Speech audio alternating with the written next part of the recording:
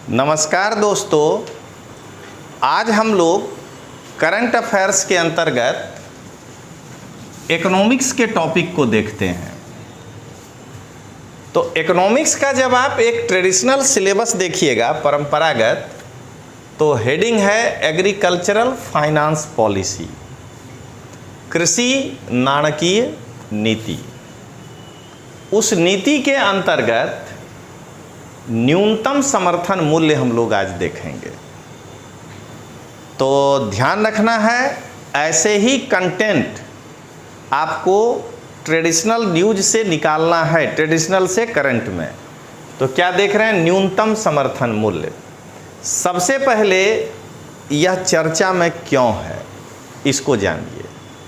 तो पहला कारण है कि संसद के द्वारा वर्ष 2021 में शीतकालीन सत्र में, यानी दिसंबर महीने में 3 कृषि कानून जो रद्द किया गया था, उसके बाद किसान संघ जो है, उसके नेता राकेश टिकैत जी थे, यहाँ नाम नहीं लिखना है।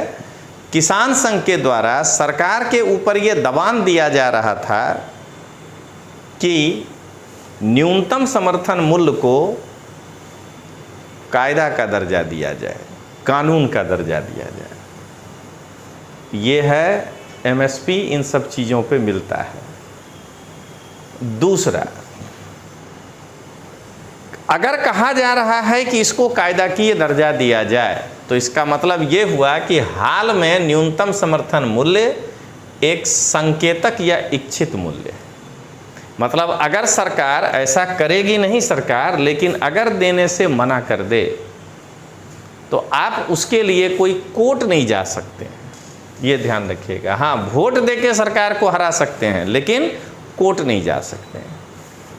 प्रधानमंत्री के द्वारा न्यूनतम समर्थक मूल्य को ज़्यादा से ज़्यादा पारदर्शक बनाने के साथ साथ फसल के प्रतिरूप में परिवर्तन और शून्य बजट एग्रीकल्चर को प्रोत्साहन देने की भी घोषणा की गई। उसके बाद अभी 8 जून को एकदम लेटेस्ट, ये चर्चा में इसलिए है कि 8 जून 2022 को भारत सरकार के द्वारा 22-23 के लिए 14 खरीफ फसलों पर न्यूनतम समर्थन मूल्य की घोषणा की गई है। ये एकदम लेटेस्ट हो गया, जून महीना का घटना। इस 14 खरीफ फसल पर 2022-23 के लिए न्यूनतम समर्थन मूल्य में 4% से लेकर के 8% तक वृद्धि की गई है। ये था चर्चा में होने का कारण। अब देखें न्यूनतम समर्थन मूल्य है क्या। तो कहेंगे ऐसी कीमत जिस पर सरकार किसान के पास से ऐसे सभी उत्पादन को खरीदने का आश्वासन देता है। यह एक आश्वासन है जो खेडूत सरकार के पास बेचना चाहे, नहीं बेचना चाहे तो ज़बरदस्ती नहीं है, उसको कहते हैं हम लोग न्यूनतम समर्थन मूल्य। अब आइए, फसल के बोने के समय commission for agriculture cost and prices के, यानी एक कमीशन बनाया गया है, उसका नाम है commission for agriculture cost and price के भलामन और आर्थिक मामलों के कैबिनेट समिति के भलामन के आधार पर। यानी आपको पीटी में पूछेगा कि न्यूनतम समर्थन मूल्य जाहिर करने का अनुमोदन कौन करता है।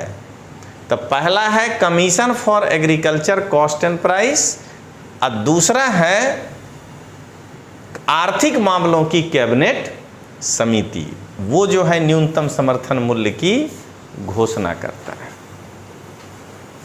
ये जो है एक कुछ सांकेतिक फोटो है कि ये सब जोड़ा जाता है न्यूनतम समर्थन मूल्य के समय, अभी बताएंगे। अब आइए, अब घोषणा तो ये दो लोग कर दिया, खरीदेगा कौन? तो फूड कॉरपोरेशन ऑफ इंडिया न्यूनतम समर्थन मूल्य के अंतर्गत फसल खरीदी के लिए नोडल एजेंसी है। यानी न्यूनतम समर्थन मूल्य पर किसानों का फसल खरीदने का नोडल एजेंसी FCI है, food corporation of India limited. प्रत्येक वर्ष, ये ऑब्जेक्टिव याद रखिएगा, 14 खरीफ फसल था, 9 रबी फसल है, कुल मिलाकर के 23 फसलों पर भारत सरकार MSP जाहिर करता है कि घोषणा करता है। अब आइए, न्यूनतम समर्थन मूल्य के अंतर्गत क्या क्या आता है। तो अनाज में गेहूं, चावल, बाजरा, ज्वार, रागी, जौ। देखिए, क्वेश्चन आया था जब पढ़ाते थे तब आप लोग नहीं जानते थे और हमसे पूछते थे हड़प्पा वासियों के लिए अज्ञात फसल कौन सी थी, तब कहते थे रागी, तो नहीं समझते थे। अब आज समझ जाइएगा। अब आइए, तेलीबिया में सरसों, मूंगफली, सोयाबीन, सूरजमुखी, तिल और नाइजर सीड। दाल में चना, तुवेर, मग, उड़द, मसूर। और रोकड़िया पाक में शेरडी यानी गन्ना, कपास, कांचू सन यानी जूट और कोपरू। इतने पर न्यूनतम समर्थन मूल्य की घोषणा की जाती है। लेकिन शेरडी एक अलग चीज है। शेरडी एक ऐसा पाक है जिस पर MSP को वैधानिक स्थिति प्राप्त है। वैधानिक स्थिति प्राप्त होने के कारण उसको कहा जाता है fair and remunerative price, FRP। वैधानिक का मतलब क्या है बता देते हैं। सरकार देखिए कितना चालाक होता है। जो वो खुद खरीदेगा वो है MSP, उस पर आप कोर्ट नहीं जा सकते।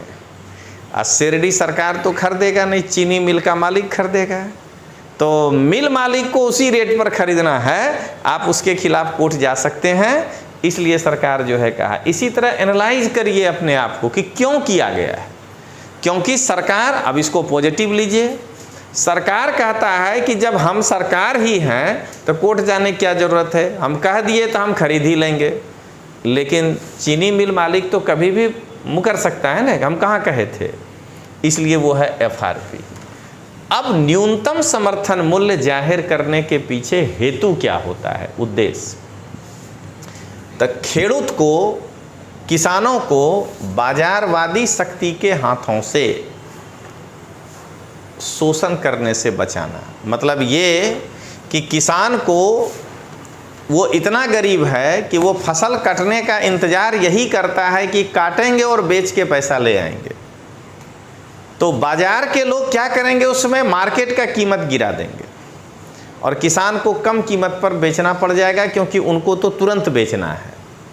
तो उस शोषण से बचाएगा, क्योंकि जब सरकार कह देगा MSP इतना, तो क्या होगा, बाजार के लोग कितना भी दाम गिरा दें, किसान सरकार के पास चला जाएगा और सरकार उस मूल्य पर उसको खरीद लेगा। दूसरा, किसानों को न्यूनतम मूल्य मिलेगा, ये उसकी गारंटी है उसको, इस पर वो खेती करने में मोटिवेशन पाएगा। फिर किसान को भविष्य में उत्पादन और खेती में निवेश करने को प्रोत्साहन मिलेगा। और जब सरकार वो खरीद लेगा और FCI के गोदामों में रख देगा, तो ये खाद्य सुरक्षा को जो है बढ़ावा देगा, ताकि कल किसी भूखे के लिए सरकार घोषणा कर सकता है कि हम 2 रुपया किलो चावल देंगे। अब आइए, कहता है न्यूनतम समर्थन मूल्य कैसे लागू किया जाता है। तो सबसे पहले न्यूनतम समर्थन मूल्य जारी करने का प्रयास 1965 में किया गया था, एक एग्रीकल्चर प्राइस कमेटी की स्थापना के द्वारा। बाद में उसको 85 में बदलकर commission for agriculture cost and price में बदल दिया गया था। Commission for agriculture cost and price में बदल दिया गया था, CAPC। अब ये CAPC का काम क्या है, तो तो CAPC एक सलाहकारी संस्था है जो खेती में खर्च और किसानों के योग्य आवक के लिए न्यूनतम समर्थन मूल्य का अनुमोदन करता है। इस अनुमोदन के आधार पर फिर आर्थिक मामलों की कैबिनेट बैठती है। कारण पैसा तो कैबिनेट को ही न देखना है कि वो इतना दे पाएगा कि नहीं दे पाएगा। फिर जब वो भला मन कर देता है तब MSP की सरकार घोषणा कर देता है और कहता है कि हम इतने पर आपका खरीद लेंगे। अब आइए, CAPC राज्य और अखिल भारतीय दोनों स्तर पर फसल के लिए 3 प्रकार के उत्पादन खर्च का अनुमान लगाता है। 3 प्रकार का। पहला है A2। A2 का मतलब हुआ एक्चुअल पेड आउट कॉस्ट, सही में कितना पे किया गया, एक्चुअल। इसमें कौन कौन सा खर्च देखेगा? तो किसान बीज खरीदने में, माने 1 एकड़ ज़मीन में अगर 100 ग्राम बीज चाहिए तो उसको खरीदने में कितना पैसा लगा। खातर, उस 1 एकड़ में कितना खातर का उपयोग होना चाहिए। कीटनाशक, उस पर कितना कॉस्ट आएगा। श्रमिक, लेबर को कितना पैसा दिया गया। पट्टे पर यदि खेत लिया गया है तो कितना जो है उसमें उसको चुकाना पड़ रहा है।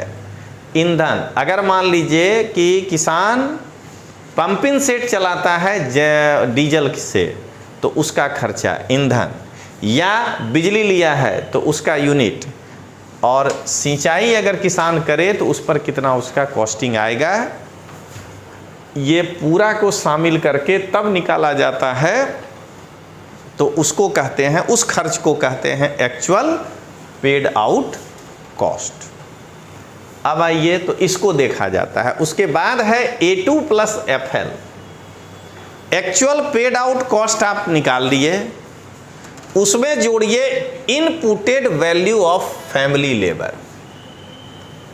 अगर मान लीजिए कि एक किसान बाहर से लेबर लाया, अब वो लेबर को 100 रुपया दिया, लेकिन उसी के बगल में एक दूसरा किसान है जो अपने परिवार के साथ ही खेती कर लिया और वो जो है कोई श्रम का मूल्य अपने फैमिली वाले को नहीं दिया, तो उसका खर्चा किसान भले नहीं पता लगा सके, सरकार तो लगा सकती है।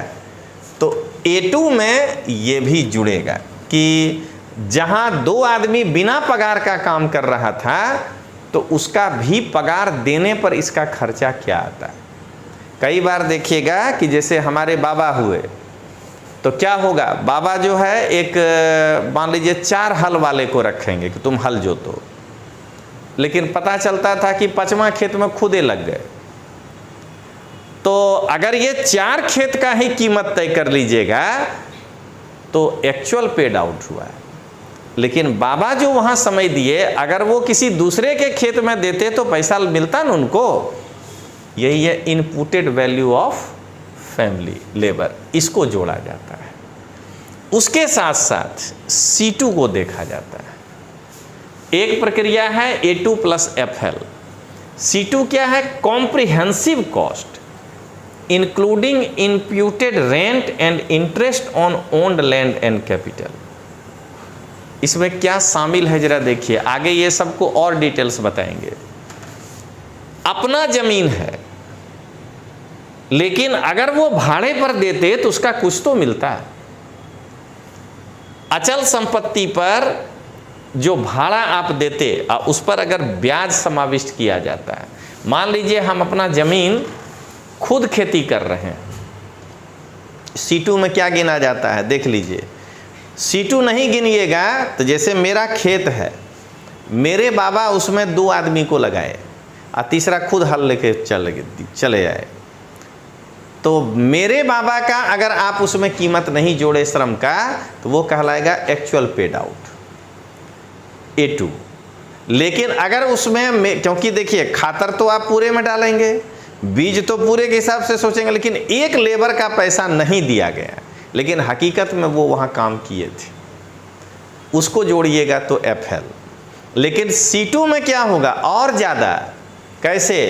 ये ज़मीन का भाड़ा कुछ तो होना चाहिए, भले ये मेरा ज़मीन है। अगर हम ये किसी दूसरे को दे दिए होते तो A2 तो उसको भी आता, एक्चुअल पेड। अगर मेरे बाबा उसमें हल चला देते तो C2 उनको भी मिलता, लेकिन मेरे बाबा उस ज़मीन का उससे भाड़ा लिए होते। तो अगर मेरे बाबा अपने ज़मीन पर खेती कर रहे हैं तो वो भाड़ा भी उसमें जुड़ेगा, तब कहलाएगा C2। तब न किसान को सही मूल्य मिलेगा। नहीं तो ये तो यही हुआ कि भाई आप अपना मकान दुकान खरीद लिए, अब उसके बाद जो है दुकान का भाड़ा नहीं गिनिएगा। अरे आप खरीद लिए हैं, लेकिन अगर आप भाड़े पर लिए होते तो जो भाड़ा देते वो भी उसके कॉस्ट में शामिल करना होगा। ये है C2, समझ गए? या नहीं तो हो सकता है कि आप कहते भाड़ा नहीं दे पाएंगे, EMI 12 महीना का वो भाड़ा का बांध लीजिए, हम आपको ब्याज में पैसा चुका देंगे। देख रहे हैं ना, इकोनॉमिक्स कोई वैसा चीज़ नहीं है कि उसको नहीं समझा जा सकता है। हाँ, उदाहरण होना चाहिए आपके घर का, तब समझिएगा। अब CAPC क्या करता है, A2 + FL और C2 दोनों के खर्च पर विचार करता है और दोनों का मीन निकाल लेता है। कारण समझिएगा, ये ज़मीन का भाड़ा तय कर दीजिएगा ना तो वो खेत का कीमत मतलब कि कहाँ जाएगा। उस हिसाब से आप जरा सोचिए कि उसको अगर फसल में जोड़ दीजिएगा तो MSP बहुत ऊपर चला जाएगा। तो उसका मीन निकाल लेता है कि चलो A2 + FL अगर मान लीजिए कि 100 रुपया आया और C2 150 आ रहा है तो 125 रुपया किसान का MSP तय कर देते हैं। दोनों को विचार किया जाता है। अब आइए, खरीद मूल्य किसको कहते हैं? न्यूनतम समर्थन मूल्य तो आप समझ गए, ऐसा मूल्य जिस पर सरकार बफर स्टॉक या सार्वजनिक वितरण प्रणाली को बनाए रखने के लिए उत्पादक के पास से खरीदता है। मतलब कि सरकार जो है किसान को जो कहा कि इतना तो मिलेगा ही, लेकिन किसान सरकार के पास नहीं आया, किसान चला गया कहाँ? APMC। APMC से जो सरकार खरीदेगा वो कहलाएगा खरीद मूल्य। समझ गए? MSP ये हुआ कि आपका कोई नहीं खरीदेगा ना तो मेरे पास आ जाइएगा, लेकिन जब सरकार APMC से माल खरीदती है तो वो क्या कहलाएगा? खरीद मूल्य। इसको सरकार अपना बफर स्टॉक बनाने के लिए, जानते हो क्यों खरीदती है सरकार MSP से ज़्यादा दाम देकर? कि प्राइवेट पार्टी सारे माल को खरीद करके जमाखोरी ना कर ले, सरकार अपना बफर स्टॉक बना लेता है। ये MSP से ज़्यादा होता है। अब ये मूल्य जो है सरकार खेती करते समय नहीं तय करता है, जब आप फसल काटने जाते हैं उस समय CAPC का जो भी रिकमेंडेशन होता है उस आधार पर खरीदता है। तो आज हम लोग MSP जाने और खरीद मूल्य जाने। अब देखें FRP किसको कहते हैं। सरकार के द्वारा ये घोषणा किया जाने वाला ऐसा मूल्य जिसको शुगर मिल मालिक को किसान से खरीदना ही पड़ेगा, जो दाम घोषित कर दिया गया, ठीक है, मतलब वो कायदा की रीते बंधन में आ गया, उसको उसी मूल्य पर खरीदना है, उसको कहते हैं FRP। और ये एसेंशियल कमोडिटी एक्ट के द्वारा किया जाता है। मतलब कि एसेंशियल कमोडिटी एक्ट लगा के FRP घोषित किया जाता है, आवश्यक सेवा अधिनियम, ताकि उस मिल मालिक के ऊपर ये कोई प्रकार का केस किया जा सकता है सरकार के द्वारा। देखिए, इसके अंतर्गत मिल मालिक को जिस दिन किसान शेरडी का डिलीवरी दे दिया 14 दिन के अंदर जो है पैसा चुकाना पड़ेगा। यह भी CAPC के भलामन और आर्थिक मामलों के कैबिनेट के द्वारा के आधार पर सरकार घोषित करती है। तो अब आप 3 चीज़ जान गए, MSP, खरीद मूल्य, प्रोक्योरमेंट वैल्यू कहते हैं उसको, कॉस्ट, और FRP। एफआरपी क्यों का घोषणा का आधार क्या है? तो शेरडी के उत्पादन के खर्च में अंतर आ सकता है, क्योंकि वह एक व्यावसायिक फसल है तो किसान इन्वेस्ट ज़्यादा कर सकता है।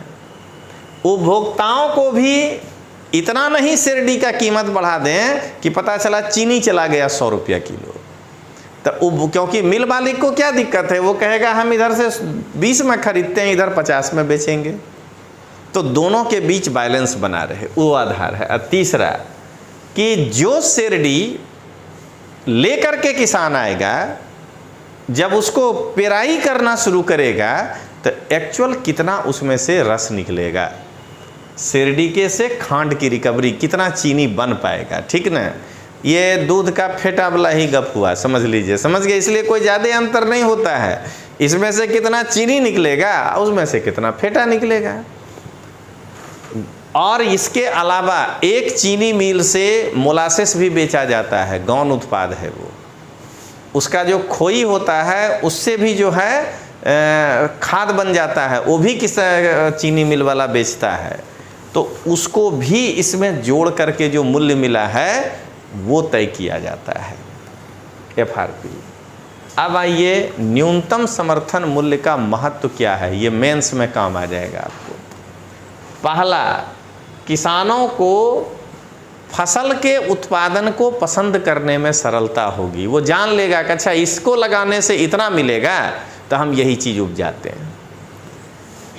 इससे फसल के विविधता में आसानी होगी, क्योंकि कोई किसान कुछ लगाएगा, कोई किसान कुछ लगाएगा। फसल बाजार मूल्य को आसान करने में फसल के बाजार मूल्य को आसानी होगी।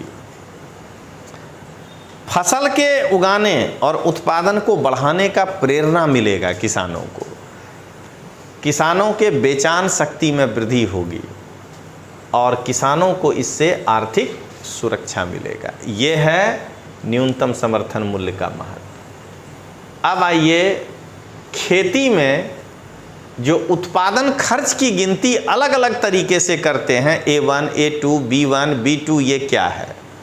तो A1 इसमें क्या क्या गिना जाता है वो देखिए। किसान श्रमिकों को जो आप मजूरी दिए उसका मूल्य A1 में,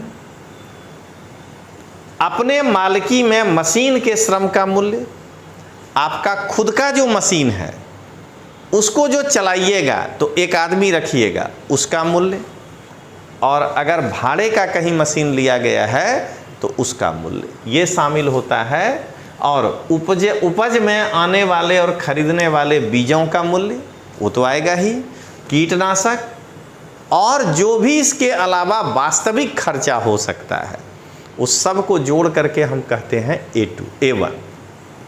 A2 बता चुके हैं। इसमें आप अगर भाड़ा में जो ज़मीन लीजिएगा A1 में खाली उसको जोड़ देना है। अब आइए B1, A1 के साथ क्या जोड़ना है? तो अपने मालकी वाले ज़मीन जो है उस पर जो आप, उस मूल्य पर जो आप ब्याज चुकाइएगा। B2 में क्या आएगा? अपने मालकी वाले ज़मीन पर भाड़ा, ब्याज नहीं भाड़ा, और पट्टा पर यदि आप ज़मीन लिए हैं तो उस पर क्या भाड़ा चुकाएंगे। C1 में B1 के साथ पारिवारिक श्रम को जोड़ा जाता है। C2 में B2 के साथ पारिवारिक श्रम के मूल्य को जोड़ा जाता है। ये था मापने का प्रक्रिया। अब अंत में न्यूनतम समर्थन मूल्य का जो कायदा बनाना है उसके मुश्किल क्या है? तो निवारण संबंधित समस्या और भ्रष्टाचार है। वो बिचौलियों से पैसा लेकर के कम तय कर दिए MSP। खाद्यान्न के कीमत में वृद्धि करके मुद्रास्फीति को प्रोत्साहन देना, उससे मुद्रास्फीति भी बढ़ सकता है। खेत से जो भी पैदाश है उसको, उससे अंतर्राष्ट्रीय कीमतों में यदि कमी हो गया, यहाँ तो आप जम के उपजाए कि निर्यात करेंगे, लेकिन उधर अगर अंतर्राष्ट्रीय कीमतों में कमी हो गया तो उससे क्या होगा? हमारा निर्यात कम हो जाएगा।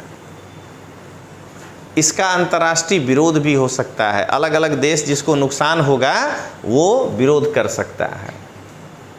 धीरे धीरे दूसरे फसल में भी इस प्रकार के मांग में वृद्धि हो जाएगी और जो प्राइवेट शुगर मिल हैं वो किसानों को जो पैसा चुकाता है उसमें जो है विलंब करेगा धीरे धीरे। ये जो है इसकी मुश्किल ही है। तो इस प्रकार से आज हम लोग एक अच्छे टॉपिक को पूरा किए, न्यूनतम समर्थन मूल्य। तो आगे फिर दूसरा देखेंगे। तब तक के लिए जय हिंद, जय भारत।